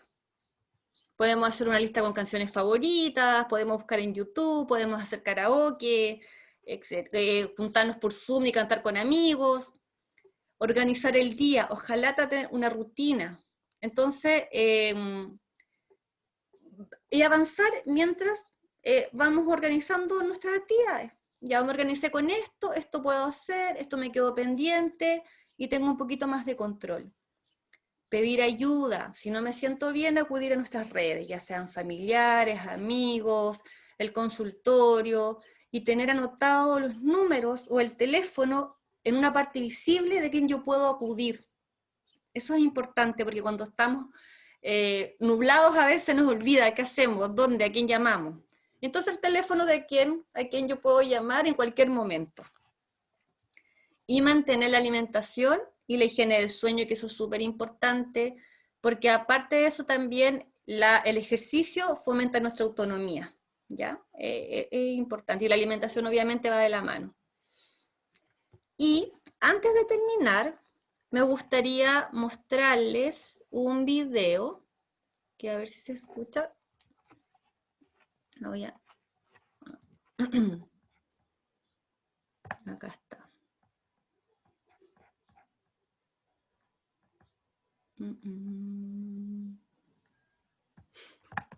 Entonces un poquito. Voy a cerrar la pantalla y lo voy a compartir bien, ¿ya? Porque acá está el video. Ya. Entonces les voy a compartir esto antes de terminar mi presentación. Lo que de raíz se aprende, nunca del todo se olvida.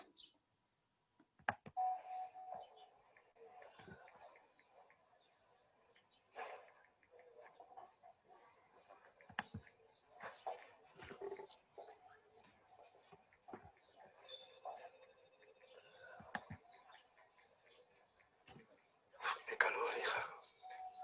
Pero papá, quítate la chaqueta si tienes calor.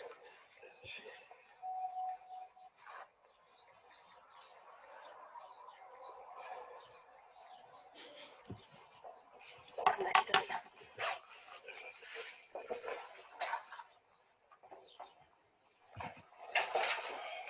Sí. ¿Mejor? Ingrid, ¿Sí? perdona, no se ve. Disculpen. ¿No? ¿El doctor Torres es aquí? No. Sí, salen ellos a llamar. Gracias. Espérame, a ver.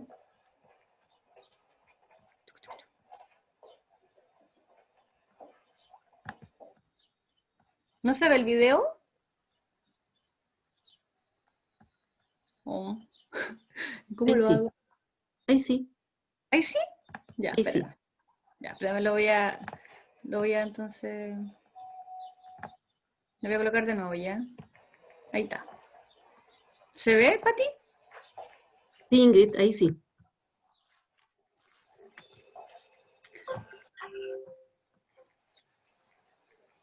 Qué calor, hija. Pero papá, quítate la chaqueta si tienes calor. Sí.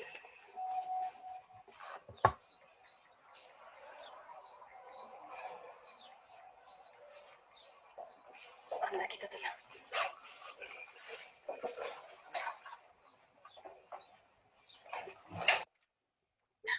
¿Mejor? Disculpen. ¿Para el doctor Torres es aquí? Sí, esa puerta. Salen ellos a llamar. Gracias. Nada.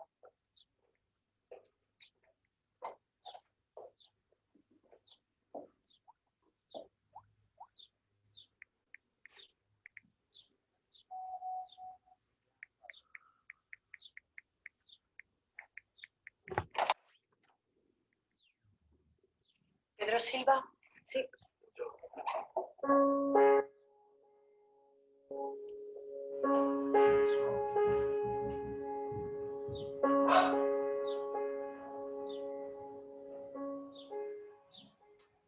En los últimos meses la desorientación ha sido mayor. Se despierta de madrugada y no sabe dónde está. Hemos tenido que ponerle una chica porque no se apañaba bien con las comidas. Y, no sé, por ejemplo, la hora ya no la sabe leer. ¿verdad, papá? Sí, hija. Bueno, entiendo. A ver, ¿cómo te encuentras, Pedro? Bien. Yo me encuentro bien. Dice tu hija que andas un poco desorientado, ¿no? Bueno, a veces me despisto un poco. ¿Y has notado mareos últimamente? No. ¿Mantienes el apetito? Sí, como bastante bien. Mira, yo te voy a hacer unas preguntas, pero quiero que tú estés tranquilo, ¿vale? Sí. Tranquilo, papá. Sí. A ver, Pedro, ¿qué día de la semana es hoy? El lunes. Muy bien. ¿Me puedes decir qué hora marca tu reloj? Sí. Las 4 de la tarde. Sí. Primero por 7 días y después parece que te sale más barato. ¿Cómo en qué estación? Tienes... ¿Qué estación? Si estamos en primavera o en invierno, por ejemplo. Ah, en primavera, claro. No, no. Estamos en otoño. Eso es, sí. Otoño. Muy bien. Lo estás haciendo muy bien, Pedro, ¿eh? Venga, una última pregunta. ¿Me puedes decir quién es el rey de España? Juan Carlos. Bueno, ese era el rey hasta hace poco. Ah, es verdad. Es verdad. ¿Te acuerdas que este último verano... Sí. Este verano... De acuerdo. Este verano ya fue otro. Ya que... No sé cómo se llama, pero fue otro. Bueno, está bien así, no te preocupes, Pedro. Creo que con esto es suficiente, ¿eh?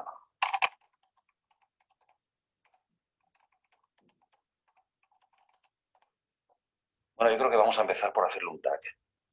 Efectivamente, se aprecia desorientación, algún problemilla con la memoria, pero creo que el TAC nos va a ayudar a localizar el posible deterioro, ¿eh? No obstante, le voy a recetar un medicamento que no tiene ninguna contraindicación, ¿eh? Para que se tome una pastilla después de cada comida. Te lo apunto aquí.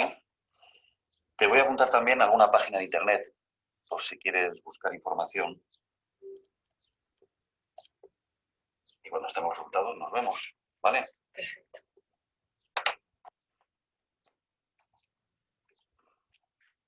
Y ahora cuando salgáis, veis ya conmigo para final de mes. Gracias.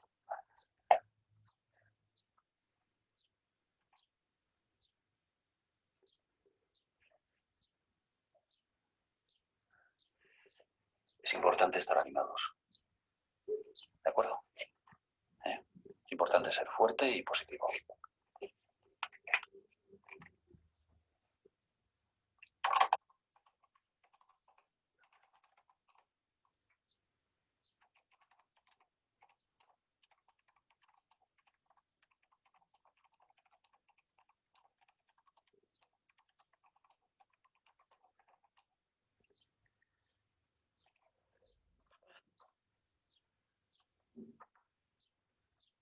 ¿Qué haces, papá?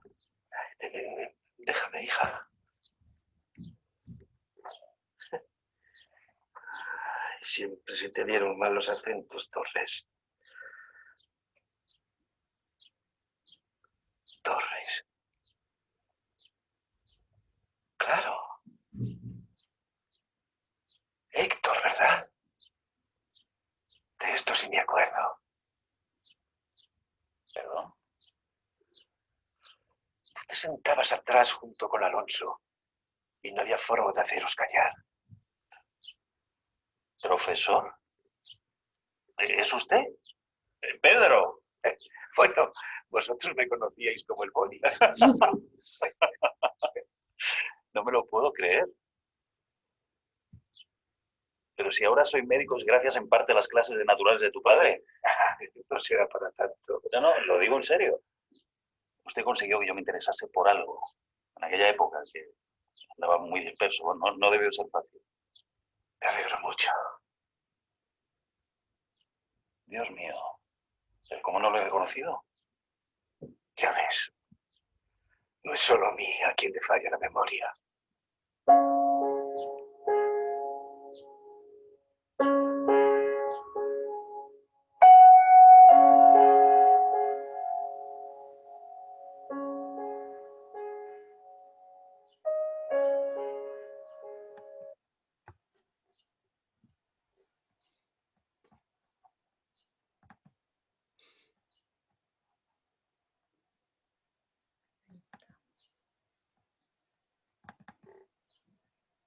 Eso era entonces, con ese video quería finalizar mi actividad hoy día. Muchas gracias.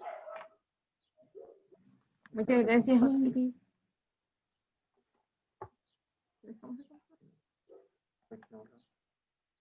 Ya. Ahí nos vemos todos ahora. Muchas gracias, Ingrid. Muchas gracias, Patricia, por la presentación.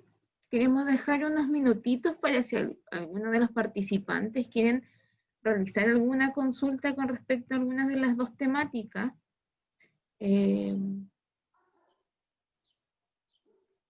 Vamos a abrir los micrófonos.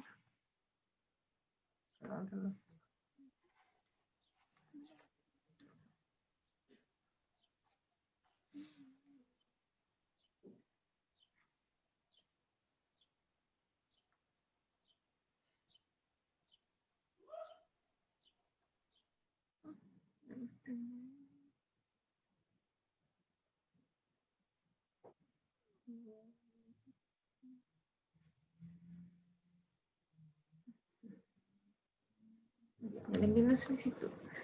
No sé si hay alguna persona que cumpla acá con, bueno, alguna de las personas que están conectadas las conocemos bien. No sé si algunas tienen alguna duda, alguna consulta, alguna acotación de su propia experiencia en el rol de cuidador. Siempre es bienvenido también.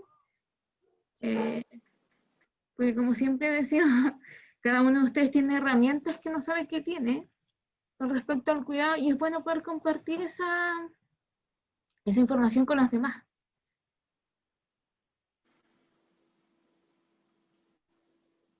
Hola, Hola. hola, mi nombre es Nicolás. Bueno, soy presidente de un voluntariado juvenil que trabaja con el área de personas mayores, pero más que nada me interesó harto el tema y hace rato que estoy intentando estudiar un poco, porque bueno, mi abuela ya tiene 94 años de edad. Para la edad que tiene, yo encuentro que ella está súper bien. Pero bueno, yo tengo una relación muy cercana con ella. Somos muy unidos los dos desde siempre. Yo me crié, ella me crió a mí desde pequeño, pero bueno, desde hace un tiempo ya, alrededor de 2 años, como que hemos ido notando que en ciertos momentos como que se va desorientando un poco y también ella se va dando cuenta de este proceso que está viviendo. Si bien ha sido algo lento, no está diagnosticado tampoco porque ella nunca ha querido, es como bien reacia a toda la parte de salud, no le gusta ir al hospital porque piensa que siempre la van a dejar hospitalizada desde una vez que tuvo que quedar hospitalizada por una bacteria que tuvo. Pero sí, esto, sobre todo ahora con el tema de la pandemia, que yo he tenido que dejar de ir al domicilio de mi tía a verle y todo eso, y no ha podido salir. Nosotros estábamos acostumbrados a siempre salir constantemente a tomar un café o algo para que ella no pierda esa relación con la comunidad. Se ha visto afectada, pero yo no sé a qué puede ir relacionado esto. Me basaba mucho en la presentación que hacía Patricia. Por ejemplo, mi abuela, cuando yo ahora empecé a trabajar hace poco, hace 2 meses, en un lugar que a ella no le gustaba mucho porque era en tema de personas en situación de calle, era en un albergue que era medio complejo, mi abuela empezó con todas las noches el tema de que me escuchaba cantar. Ella escuchaba que yo todos los días iba a cantar en la noche y todos los días en la mañana me llamaba y me pedía que por favor que no vaya porque hacía frío o que de repente sentía que yo estaba parado en la ventana. Entonces, esos son como rasgos que han estado ocurriendo permanentemente. Ahora yo dejé de trabajar, obviamente, y yo le avisé a ella y una metodología que ocupé es todos los días intentar llamarla a la noche para decirle la buena noche, de que ya me iba a acostar, de que no iba a salir, pero igual dentro de todo como que tiene como, no sé si fijaciones o no, pero siempre cuando se orienta, tiene relación a mí. Siempre es algo relacionado a mí, de que a mí me ve o que a mí me escucha cantarle o que son cosas relacionadas a mí. Entonces no sé a qué puede estar relacionado esto. Nicolás, perdón, no entendí. ¿Tu abuela tiene enfermedad de Alzheimer? No, mi abuela no está diagnosticada en sí. ¿Ya? Ella hace 2 años nosotros empezamos a notar de que sí se está empezando a desorientar. No siempre, pero sí más frecuente cuando, obviamente, cuando está preocupada por algo. Entonces, ella, como en sí, cuando se desorienta, siempre, como mencionaba, tiene relación como conmigo, como que a mí me va a pasar algo, o como que me escucha cantar, o me ve. También el tema de como que empieza a ver paredes, piedras. Entonces nosotros le hemos llevado muchas veces al oculista porque ella piensa que en sí el tema del oculista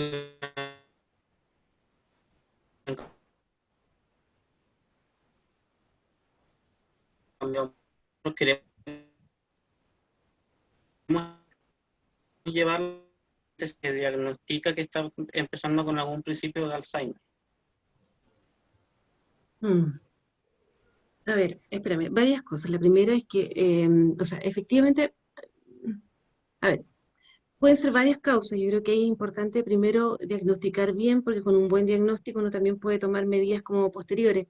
En los pacientes con Alzheimer en general es bien frecuente que los pacientes, la memoria emocional está muy conservada, por lo tanto, si alguna preocupación, es un poco lo que yo les comentaba, si alguna preocupación hay durante el día, ejemplo, si alguien dijo hoy es la pandemia, ellos no se van a acordar que a lo mejor es una pandemia, se van a acordar que algo malo está pasando, entonces se van a alterar mucho y van a empezar en la noche a lo mejor a estar más perseverativos en términos de a alguien más débil de la familia, o al más enfermo, o al que es más cercano.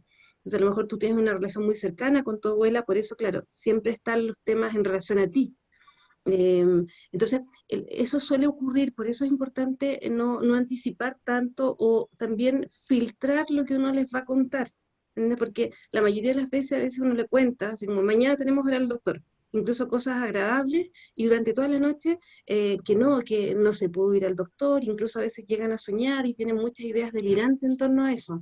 Entonces es importante que la información, por ejemplo, de la pandemia, sea en términos prácticos, no en términos así como a veces nos ha pasado con los pacientes que le ponen la tele durante todo el día, entonces todo el día escuchan las noticias de la pandemia, pandemia, pandemia, pandemia, y claro, y por la noche no se acuerdan que hay una pandemia, pero sí se quedan con la angustia de que algo malo está pasando y se alteran y sienten que alguien se va a morir o que a alguien le va a pasar algo dentro de la casa, entonces se quedan con mucha angustia. Así que es importante como filtrar el tipo de información que uno les va a dar, y ahí lo que tú haces súper bien, porque en realidad darle seguridad de que tú estás bien, a lo mejor llamarla, también le debe bajar un poquito la angustia también. Pero ahí es importante, Nicolás, un buen diagnóstico, porque, claro, a lo mejor pueden ser problemas visuales, pero los pacientes que tienen solo problemas visuales tienden a tener ilusiones ópticas durante la noche, pero ellos mismos cuestionan esas ilusiones. Pero un paciente que tiene trastornos cognitivos, por supuesto que no va a ser solo óptico, sino que más va a tener una idea reverberante en el tema, que yo creo que es un poco más lo que le pasa a tu abuela. Así que ahí es importante que la vean, que lo diagnostiquen, un poco para también tomar cuáles son las medidas después. Ya. Muchas gracias. Y ahí quizás hay que complementar un poco con que a veces las fallas de memoria en el adulto mayor suelen asociarse a demencia, pero a veces pueden estar cursando un trastorno depresivo o, por ejemplo, alguna infección urinaria. Entonces, cuando este inicio, por ejemplo, es de inicio exabrupto, hay que llamar la atención, o sea, como que es una señal de alerta de que algo pudiera estar ocurriendo, incluso algún déficit vitamínico o alguna alteración metabólica también pueden cursar con alteraciones cognitivas que no necesariamente sea una demencia.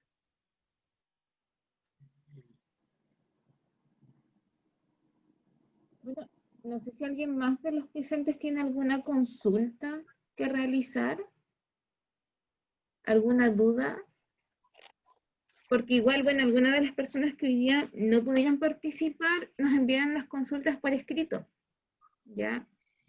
Hay una cuidadora que, bueno, esto tiene más que ver con capaz con el manejo ambiental.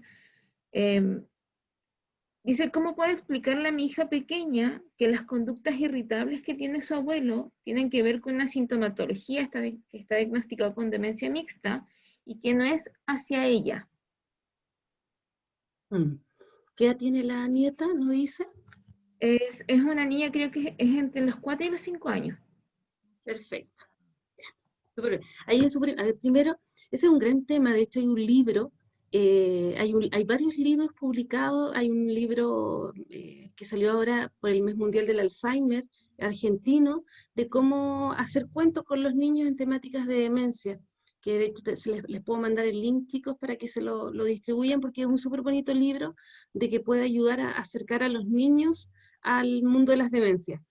Eso es lo primero. Lo segundo, entre esa edad, los niños todavía están en una etapa concreta, que en general uno tiene que decirle como descriptivamente lo que tiene. O sea, la abuela está con algunos problemas de memoria, incluso uno puede hacer juegos. Por ejemplo, imagínate que hoy día no recuerdes, vamos a jugar al juego de los olvidos.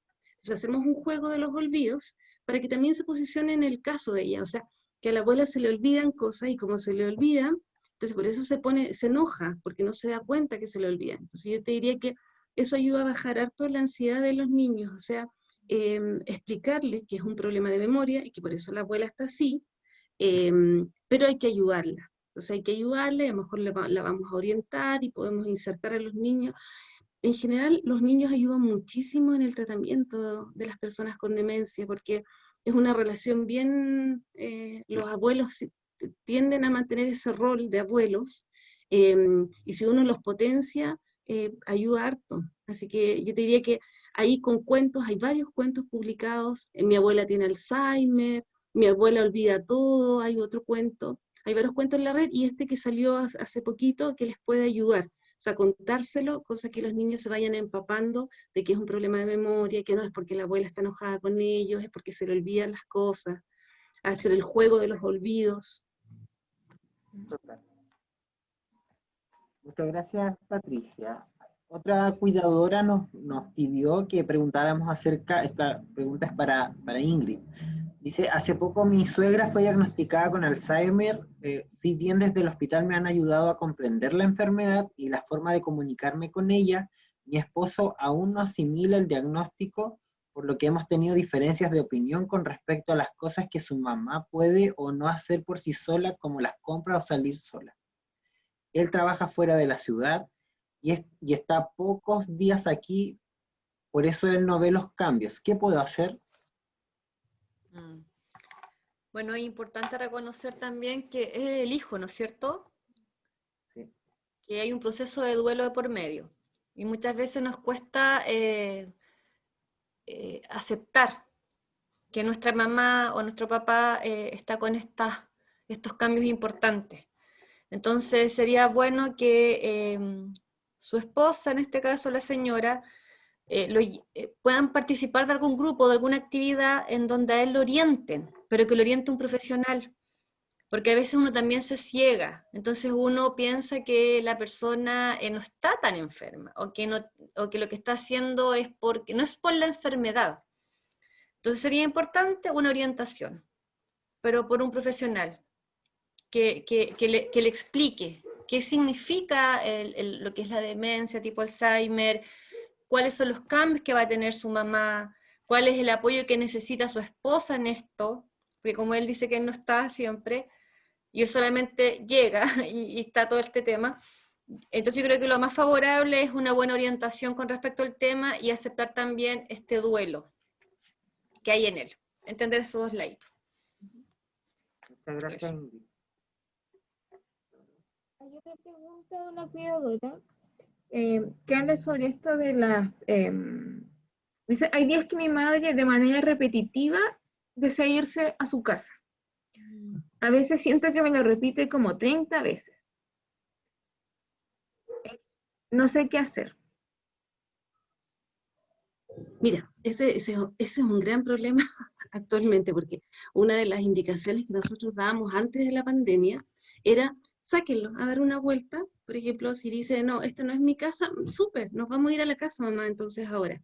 Y salíamos, damos una vuelta a la manzana, hablábamos de otros temas, compramos a lo mejor un helado rico, algo, y volvíamos a la misma casa. Y decimos, ay, qué rico, llegamos a la casa. Y se acababa. Ahora en pandemia, como hay restricción para salir, entonces eso se hace mucho más difícil, hay que ser más creativo para hacerlo. Entonces, a veces puede servir cambiarle el foco atencional. Recuerden que el cambio del foco, cuando yo digo cambio de foco atencional, es cambiarle la temática, y ojalá por algo más entretenido, o sea, por algo que le guste. Por ejemplo, si le gusta el fútbol, uno puede poner la tele, y, ¡ah! Papá, mira, y va ganando Colo-Colo. Entonces, y uno le cambia la temática por algo que le guste. Pero claro, si no le gusta la música clásica, yo le pongo, ¡oh, mira, salió Mozart en la tele! No le va a agradar. Entonces, a veces me puede ayudar a lo mejor salir al patio y decir, ya, ¿sabes qué? Nos vamos a ir a la casa, porque en realidad no estamos en la casa, nos vamos a la casa. Y salimos al patio y de repente, oh, papá, mira la flor, vamos cortando flores, y a lo mejor hago otras cosas entre medio y decir, ya, papá, nos vamos a entrar a la casa porque está helado, hace frío. Entonces, le cambio el foco atencional, pero también lo cambio de espacio. Eso suele ser mucho más difícil cuando viven en departamento. O sea, en Santiago acá nos pasa harto que mucha gente vive en departamento, entonces se hace mucho más complejo. Ahí a veces le decimos, bueno, salgan a caminar, no sé, bajen dos pisos, después suban 2 y decimos, bien, llegamos a la casa. Y lo otro es que a lo mejor hay algo en los adultos mayores que tienen demencia, el objeto transicional que se usa en los niños. ¿Qué es el objeto transicional? Es, por ejemplo, ¿se acuerdan ustedes del peluche, de la mantita que usaban los niños? Ese se llama objeto transicional, y a los niños les da mucha seguridad, en los adultos mayores también. Y a veces le falta a lo mejor dentro de la habitación la mantita que ellas usaban, o le falta a la casa algo que ellas... Entonces, importante ahí a lo mejor decirle, esta es tu mantita, mira qué rico, y yo le inserto, o un peluche. Hay mascotas virtuales, hay mascotas electrónicas ahora, incluso que uno las puede comprar, que hacen de gato, de perro. Entonces, yo le trato de insertar algo que a ella le guste o a él le guste, como un cojín, como un oso, como un gato, como un perro, lo que sea, cosa que pueda a lo mejor engancharlo como, mira papá, tiene hambre el gatito, entonces le vamos a tener que dar comida, o el oso te está esperando, o mira la mantita que está rica. Entonces, yo le puedo insertar eso también como para seducirlo a que en la casa se sienta cobijado por algo, y ojalá sea algo que le agrade, ¿ya? Pero ese es un gran problema en tiempos de pandemia. Yo no sé cómo está en el sur en términos de restricciones para salir, pero acá fue súper fuerte las restricciones para salir de los adultos mayores, y ahí nos costó muchísimo dar como indicaciones en ese tipo de casos. Pero muchos cuidadores son súper creativos, y ahí a veces hacían esto, como de caminar incluso dentro de la misma casa y decir, ya, nos vamos. Y hacían bolso, maleta, ya nos vamos, chum, y dan una vuelta por el comedor y decían, llegamos. Y funcionaba, ¿ya? Así que yo diría que esas son como las indicaciones. Hay que ser bien lúdico también. Sí. Muchas gracias, Patricia. Tenemos varios cuidadores que participan activamente de talleres. No sé si Rita, la señora Miriam, Víctor, la señora Atrévanse. Silvia tendrán alguna consulta. Aprovechar a Patricia y a Ingrid, que tienen una vasta trayectoria en el abordaje del Alzheimer.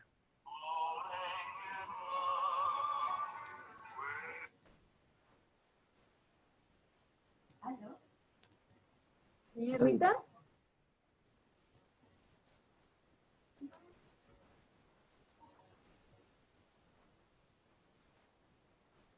¿Puede reactivar su micrófono, señora Rita?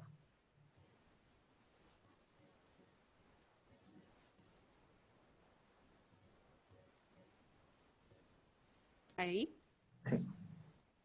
¿Sí?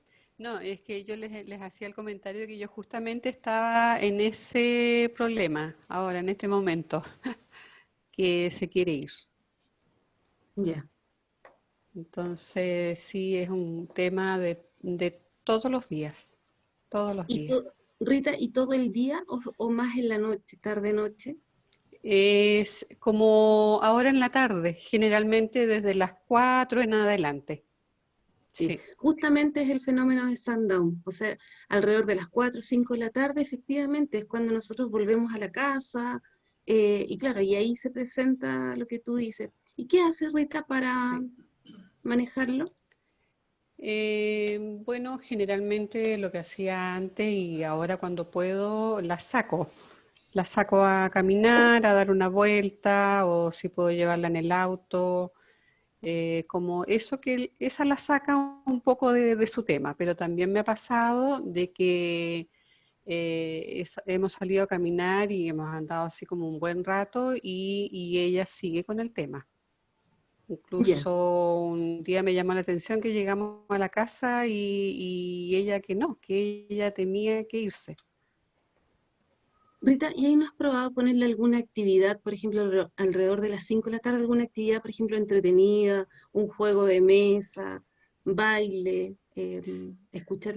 Sí, ella, por ejemplo, ahora, mientras yo estuve acá, estuvo afuera con mi esposo, anduvieron viendo al perrito que andaba afuera, y después de eso la entraron y estaba con un video de música de un cantante que a ella le gusta.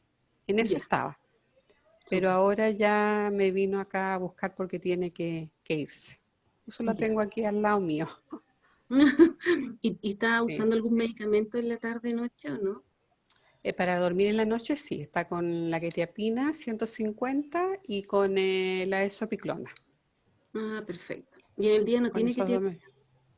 te... No, no, Ya, durante el día nada. ya, ya.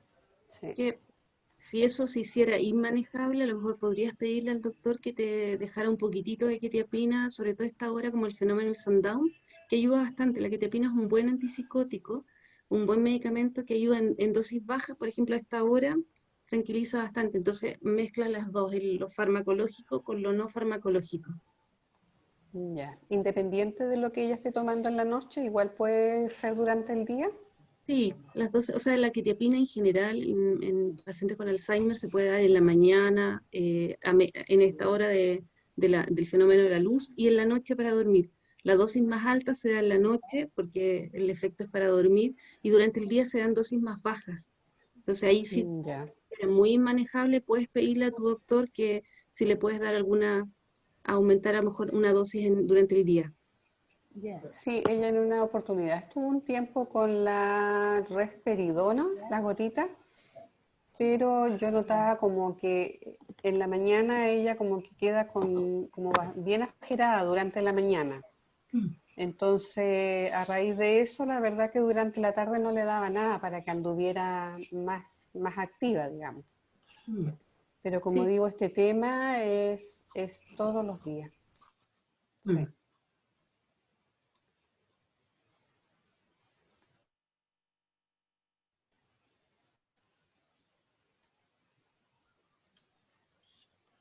Muchas gracias, Rita, por tu, no sé si quedó más o menos claro la combinación entre Sí. la parte farmacológica la parte no farmacológica. De pronto ahí ayuda a veces a cerrar las cortinas y prender que haya harta iluminación, proponer alguna actividad que sea de carácter más lúdica o alguna actividad que ella realizaba antes. Eso principalmente, y ir viendo, ir Sí, no, probando. sí, la verdad que sí, yo le busco, qué sé yo, que me ayuden en algo, qué sé yo, que me acompañe a hacer alguna cosa y de repente así como que se queda así con ese pensamiento y cuesta sacarla de ahí. Sí. ¿Algún otro comentario para ya ir finalizando?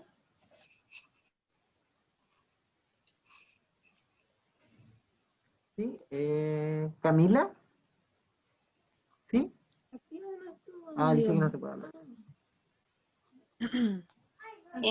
Soy Macarena. ¿No sé si me escuchan? Sí, es que no viene Sí. tu iPad. Sí, es que el iPad de mi amiga. No, yo la verdad quería agradecerles porque a las dos profesionales porque ha sido súper interesante toda la información que han entregado.